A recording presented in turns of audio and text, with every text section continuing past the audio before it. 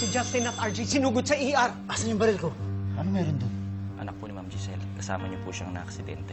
People die here every single day. And it's a blessing in disguise na wala na rin si Justine. How can you say that? Well, now, hindi na siya makakapagsubong kahit kanino tungkol sa sekreto natin. Paano po kung pagising ni Doc RJ, madagdagan yung amnesia niya? Importante buhay si Tatay. Iniisip ko ngayon si Ma'am Giselle eh. Paano kaya niya kakayanin ang lahat ng ito? Ngayon pa lang sila nagkaayos ni Justine tapos... But it's so much better that Justine's not here anymore, so that she doesn't see how cruel you are! Posible naman si Morgana kasi nung nangyari yung aksidente, nandito siya sa ospital. Kung hindi siya, sino gagawin ito kay Doc RJ? May alibay naman ako. Well, isa ka sa mga kaaway nila. Gusto mo ba? Isipin nila na may kinalaman ka? Especially nandun si Gilbert sa place ng banggaan. Meron kaming nakuhang baril sa pinangyarihan ng banggaan. Meron ding pasyente naghahanap sa akin ng baril eh. Yung bodyguard ni Ma'am Morgana. Mabuti na lang nangyari to. Kasi kung nagpunta ka ng US, kung naging successful yung clinical trial mo, you will remember my secret.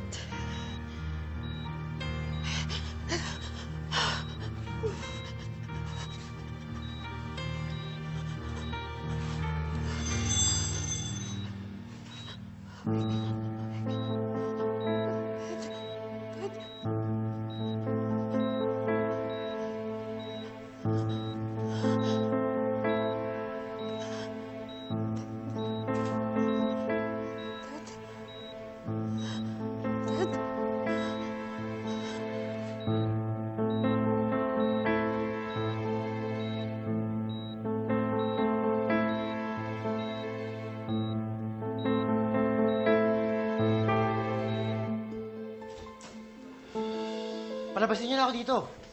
May kinalaman ka ba sa nangyari kay na Tatay? Sa banggaan? Wala. Kahit kami, wag mo kaming etyosen ha, kasi huli ka na. Kaya, anong ginagawa mo doon sa aksidente, ha? Sabi ni Mamang Pulis. Oo nga. Tsaka di ba, hinahanap mo yung baril mo? May naharap na baril yung mga polis. So, iba tong baril na to?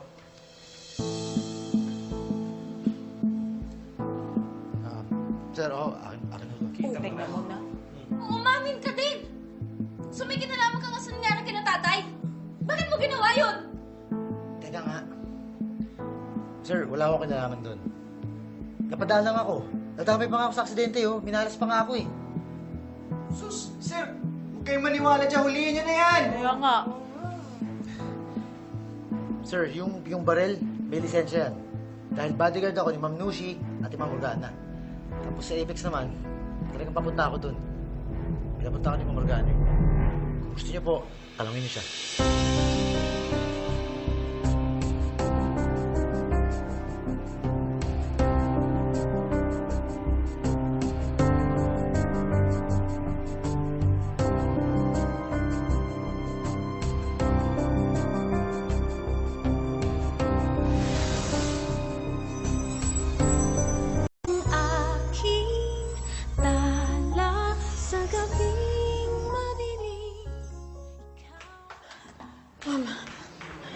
Gising na yata si Dad. Oh, so? Nasabi ko sa kanya na may secret ako. What? Gaga ka ba? Anong ginawa yun? Hindi ko naman alam na magkakamali siya eh. Tsaka, hindi ko naman din sinabi sa kanya na hindi niya ako tunay na anak. Ang sinabi ko lang na baka matandaan niya na may secret ako, yun lang. God, Zoe. Huwag ka mag-alala. Madali lang lusutan yun. Paano kung hindi siya maniwala sa palusot natin? Paano kung mag-imbestiga siya? At dahil doon, malaman niya na kung ano yung, kung sino ka talaga, ma'am. Paano yan? Zoe, that is not going to happen. I am not going to let that happen. Isa pa, abala sila sa pagkamatay ni Justine at paghahanap kung sinong bumangga sa kotse ni RJ. Huwag ka na mag-alala.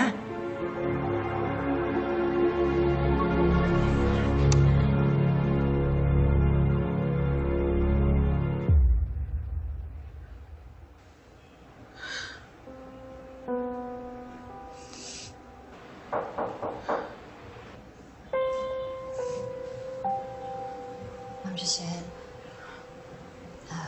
nakausap ko na po yung punenarya. Inaayos na po nila yung burol po ni Justine.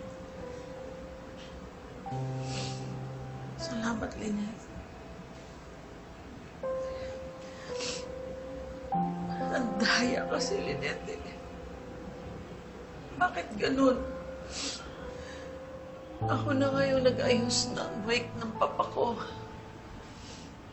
Ako din pala mag-aayos ng wake ng anak ko.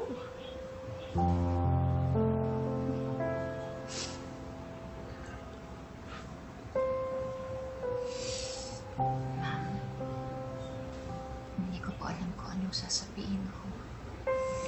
Pero, ganito lang po ako para sa inyo. Salamat, Lynette. For everything. Meron bang update sa investigasyon? Wala pa po, ma'am. Si Obeng. Gising na ba si Obeng? Hindi pa rin po. Lynette. Hindi ko na yata makakayanan kung pati si Obeng mawawala.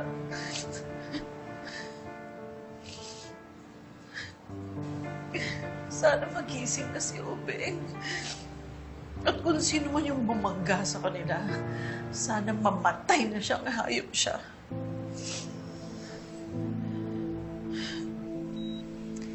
Tay, magpagaling po kayo, ha? Pag-gising po ninyo, itutuloy po natin yung plano natin pumunta sa US. At babalik na po yung memory mo. Annalyn, will you stop? Pinipressure mo si Daddy. So, hindi ko naman pinipressure si tatay. Binibigyan ko lang naman siya ng hope, eh. Masama ba yun? Oo. Eh, hindi naman tayo sigurado na babalik yung memory niya. At isa pa, in his condition, do you really think aabot siya sa trial? Yun ba talaga yung priority natin? Hindi lang naman yun yung trials sa mundo, eh. Marami pang trials. At naniniwala ako na babalik yung memory ni tatay. Ed?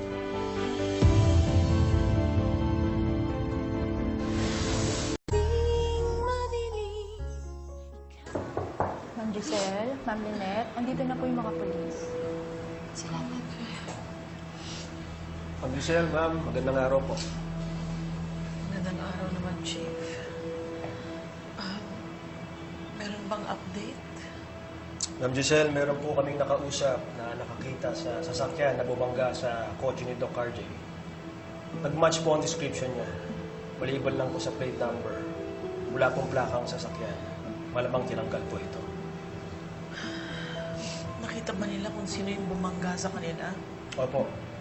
Lalaki. Moreno, matangkad. Pero hindi po nila namukhaan dahil nakasuot po ng hoodie at meron pong cap. Moreno? Matangkad? Hindi kaya si Carlos yun? Ma'am Giselle, kung si Carlos nga yun, kailangan mahuli natin kagad siya. Dahil sigurado ako hindi titigil yun hanggat hindi namamatay si RJ. Alam niya siyang hayop siya. Hayop talaga yung baliw na yan. Nadamay pa yung anak ko dahil sa kapaliw niya. Dapat mamatay na siyang hayop siya. Chief, gawin niyo po lahat para matagpuan niyo kung sino man siya. Kakaso po kayo, ma'am.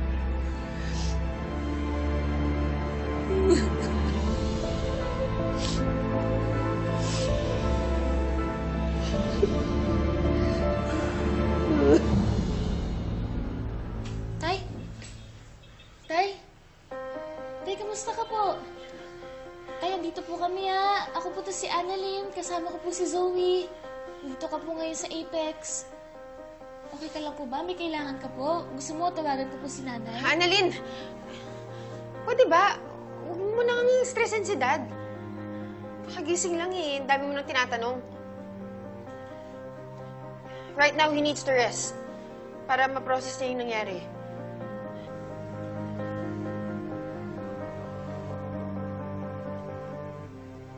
kaya hindi siya nagkasalita? Hindi ko alam. Pwede bang maging masaya ka na lang na gising na siya? Zoe, kung ipa-check kaya ulit natin si tatay. Kagabi naman, sabi sa CT scan niya, wala siyang brain injury, pero double check kaya natin. Sa tingin mo? Huwag na muna. I-observe na lang muna natin siya.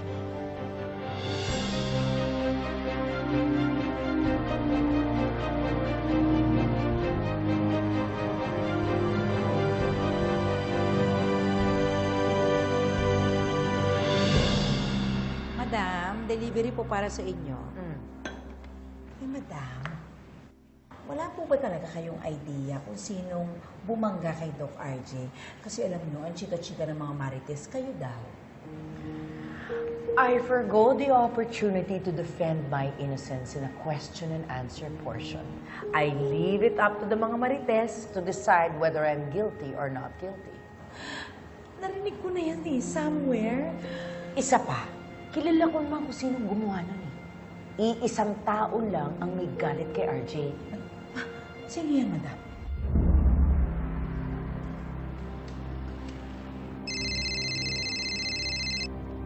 Right on cue. Hello, Carlos. Ano, ikaw ba ang bumangga kay RJ? Oo nga eh. Pero hindi pa napurin hayop na yun. Pero at least natuluyan mo ang target ko. Ganun ba? Sino si Justin? Oh! That's why I owe you a huge favor. Kung ganun, may pabor ako sa'yo. Ano? Patayin mo si RJ hanggat may pagkakataon ka pa. Hello? Hello? Hindi kita marinig. Ang sabi ko, patayin mo si RJ. Hello, Mugira! Hello, Mugira!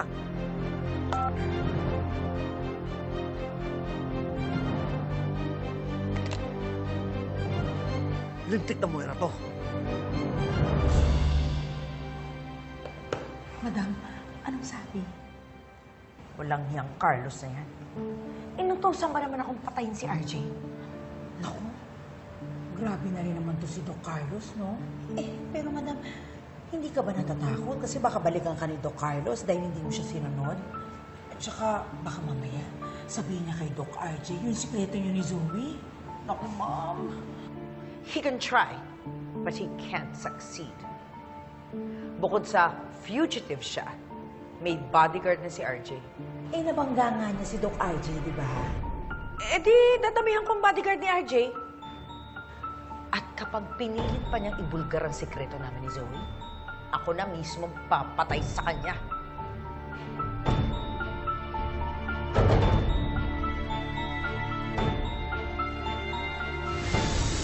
Naku, mabuti naman at nagising na si Doc RJ, no? Anak, alam na ba niya yung tungkol kay Justine? Hindi pa po na eh. Hindi ko pa po nasasabi sa kanya kasi kakagising lang din po niya. Ayoko naman po na biglayin po si tatay. Pero di ba, Nak, sabi mo, may gustong sabihin sa inyo si Justin? Ano kaya yun, no? Sayang naman, hindi natin nalaman. Mga Diyos, iniisip ko nga eh. Bakit kaya gusto ni Justine na nandoon kaming dalawa ni Annalyn? Eh, family meeting yun eh. Tapos ang wala, si Zoe. Eh, hindi po kaya tungkol kay Doc Zoe yun? Ano naman yung tungkol kay Zoe na matatakot si Justine na ikwento kay Tito Giselle? Hindi ko talaga alam, anak. Sa tingin niyo po ba, Nay, yung sasabihin po ni Justine na sabi niya na po kay tatay? Ako, anak. Tatay mo lang makakasagot niyan. At, oo nga po pala, samahan ko po kayo, puntahan po natin si tatay. Anak, wag na lang muna. Sa tingin ko, mas dapat muna niyang kausapin si Ma'am Giselle.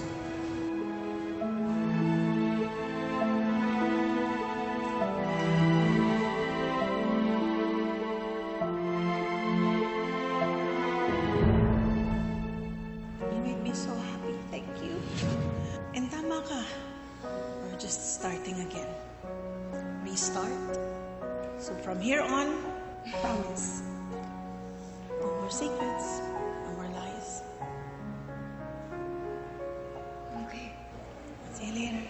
Payakap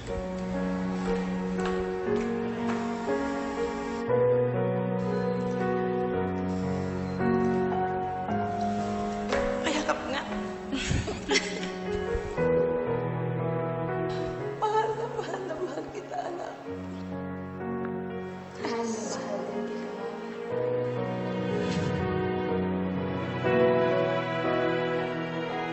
Tita, gising na po si tatay. Oh? Sige, halika. Puntahan natin.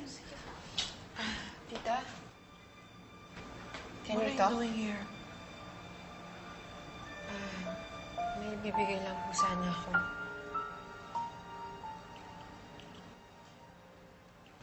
Pinapabigay po ni Justine. What's this? May baby picture po dyan at baby hair po si Justine.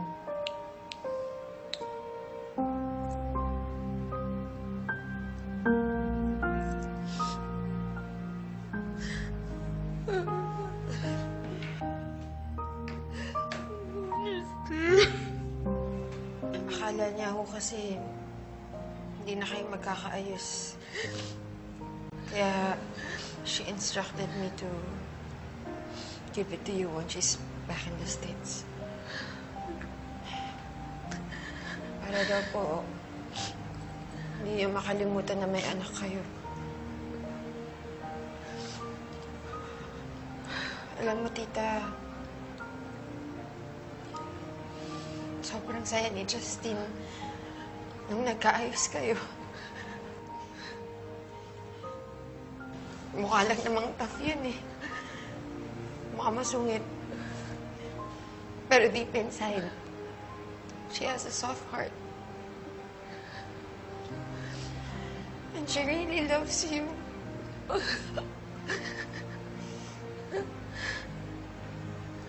Alam ko po yan kasi kahit alam nang hindi tayo okay, naging magkaibigan pa rin kami.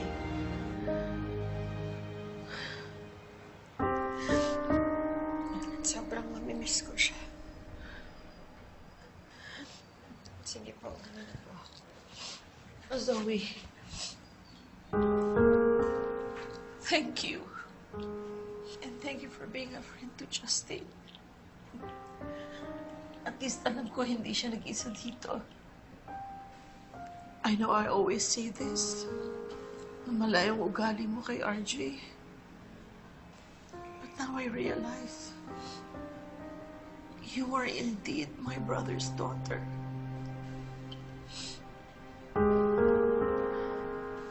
You are a tanyag, Zoe. Halika kayong dalawa. Mahal ko kayo pareho.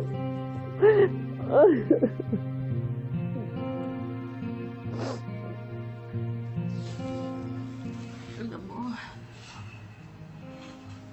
our family may not be perfect.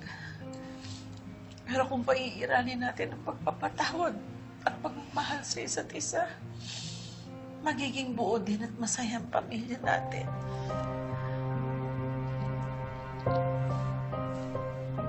At lagi niyong tatandaan, no matter how dysfunctional we are still a family. Huwag na huwag niyong kakalimutan yan, okay?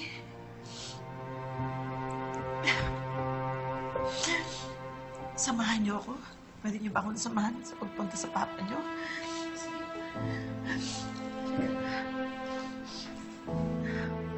Ayun na.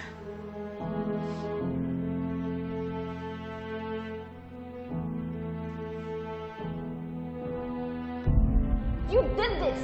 Pinatay mo si Justine! Tumahimik ka nga. Di ba sabi na bangga sila? I don't believe you! Well, then don't. But full disclosure, may inutusan nga ako to shut that Justine up for good. Ang kaso lang, na-injure yung utusan ko. Sobra ka na! Kaibigan ko si Justine!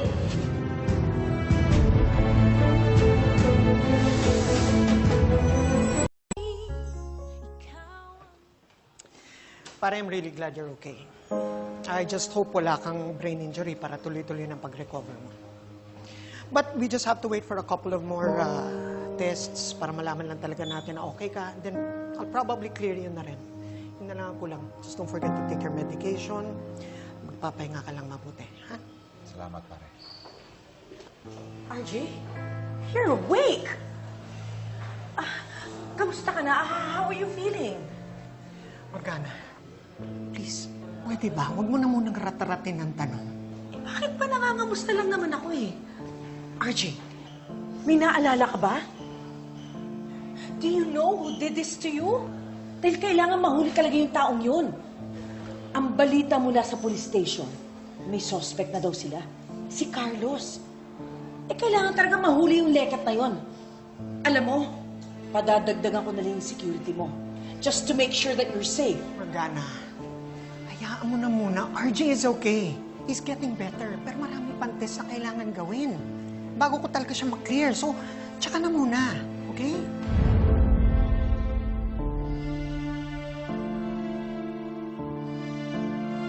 RJ, are you okay? Ay! Well, this is confidential, Fidel. But I'd like to take a paternity test.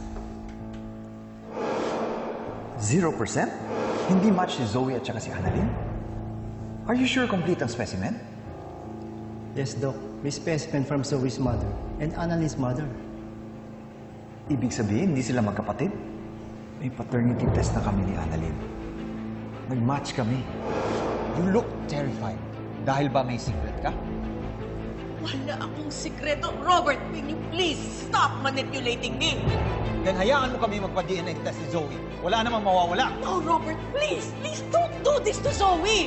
Tell me the truth. Ako ba talaga ang tatay ni Zoe? Yes, Robert, ikaw ang tatay ni Zoe! Magpapa-DNA test kami. No, Robert, please don't do this! Please, huwag mo na gawin sa anak mo to. Kawawa naman si Zoe. Please, huwag mo na itong gawin. Please, Robert, no! No! Robert, sandali lang. Moira? Ba't ka nandito? Ba't mo ako sinusundan? Robert, alam mong nandito si Zoe. Huwag mo na sasabihin sa kanya para mo ng awa. Nandito si Zoe? Huling-huli ka na, Moira. You better tell me the truth and then I'll stop. Robert, I am telling you the truth. Halatang-halata na guilty ka, Moira.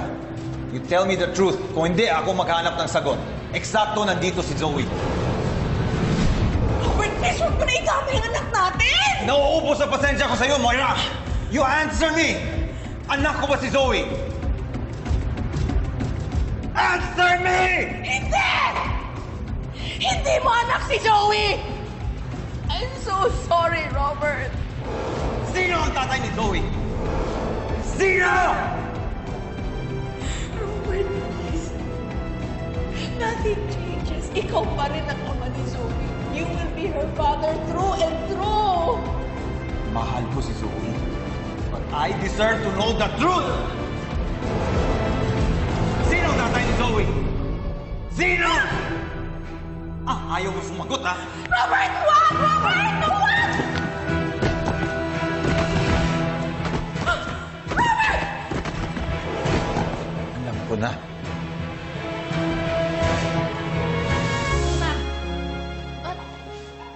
Ano po yan? It's a despedida gift for Justine to celebrate how she lived her life. Bago po yan makita ni Tita Giselle, ilabas niyo na po yan. You can't stop me. Olga, let's go! Yes, ma'am. Grabe naman talaga to si Morgana. Hindi pinalagpas pati itong buro ni Justine. Hindi lang mukha ni Moira yung nakuha niya, pati yung malademonyo niyang ugali nakuha.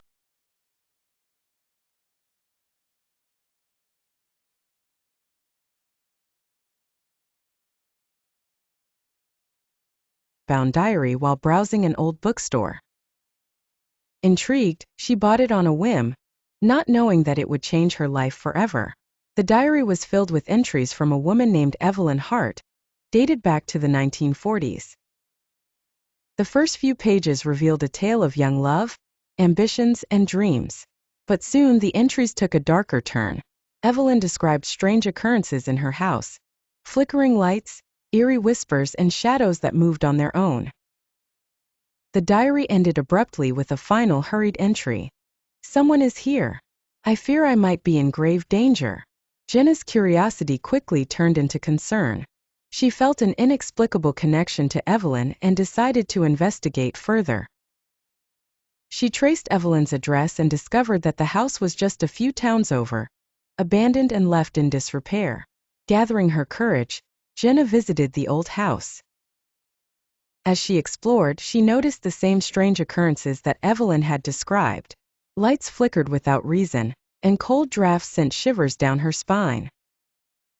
In the attic, she found a painting of Evelyn, hidden behind a dusty veil.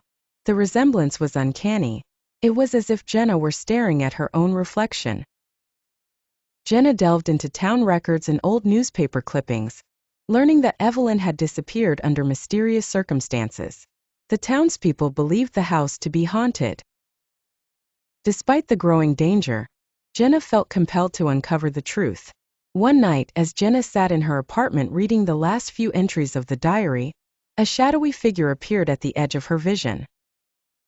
The air grew cold and the figure approached, revealing itself to be Evelyn's specter. "Help me," Evelyn's ghost whispered. Jenna realized that Evelyn's spirit had been trapped, seeking justice for her untimely end. Armed with this knowledge, Jenna returned to the old house with a new purpose. She found a hidden compartment in the attic, containing letters and evidence proving that Evelyn had been murdered by a jealous lover. Jenna delivered the evidence to the authorities, and Evelyn's killer, now an elderly man, was brought to justice. With the truth finally revealed, Evelyn's spirit found peace. The house, no longer haunted, soon became a part of the town's history. Jenna, forever changed by the experience, published a book about Evelyn's life and her own journey to uncover the truth. Her once quiet life now filled with purpose and adventure, Jenna continued to teach, but also became a local hero and an amateur detective. The Red Diary remained on her bookshelf, a reminder of the extraordinary events that brought her closer to a woman from the past and changed her future in unimaginable ways.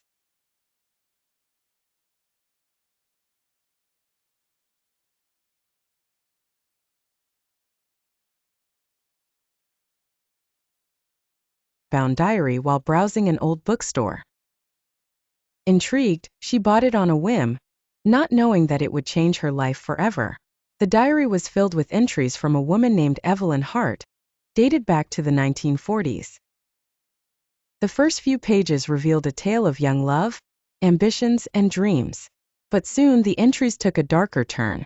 Evelyn described strange occurrences in her house, flickering lights, eerie whispers, and shadows that moved on their own. The diary ended abruptly with a final hurried entry. "Someone is here. I fear I might be in grave danger." Jenna's curiosity quickly turned into concern. She felt an inexplicable connection to Evelyn and decided to investigate further. She traced Evelyn's address and discovered that the house was just a few towns over, abandoned and left in disrepair. Gathering her courage, Jenna visited the old house. As she explored, she noticed the same strange occurrences that Evelyn had described. Lights flickered without reason, and cold drafts sent shivers down her spine. In the attic, she found a painting of Evelyn, hidden behind a dusty veil. The resemblance was uncanny. It was as if Jenna were staring at her own reflection. Jenna delved into town records and old newspaper clippings, learning that Evelyn had disappeared under mysterious circumstances. The townspeople believed the house to be haunted. Despite the growing danger, Jenna felt compelled to uncover the truth. One night, as Jenna sat in her apartment reading the last few entries of the diary, a shadowy figure appeared at the edge of her vision. The air grew cold and the figure approached, revealing itself to be Evelyn's specter. "Help me," Evelyn's ghost whispered. Jenna realized that Evelyn's spirit had been trapped, seeking justice for her untimely end. Armed with this knowledge, Jenna returned to the old house with a new purpose. She found a hidden compartment in the attic, containing letters and evidence proving that Evelyn had been murdered by a jealous lover. Jenna delivered the evidence to the authorities, and Evelyn's killer, now an elderly man, was brought to justice. With the truth finally revealed, Evelyn's spirit found peace. The house, no longer haunted, soon became a part of the town's history. Jenna, forever changed by the experience, published a book about Evelyn's life and her own journey to uncover the truth. Her once quiet life now filled with purpose and adventure, Jenna continued to teach, but also became a local hero and an amateur detective. The Red Diary remained on her bookshelf, a reminder of the extraordinary events that brought her closer to a woman from the past and changed her future in unimaginable ways.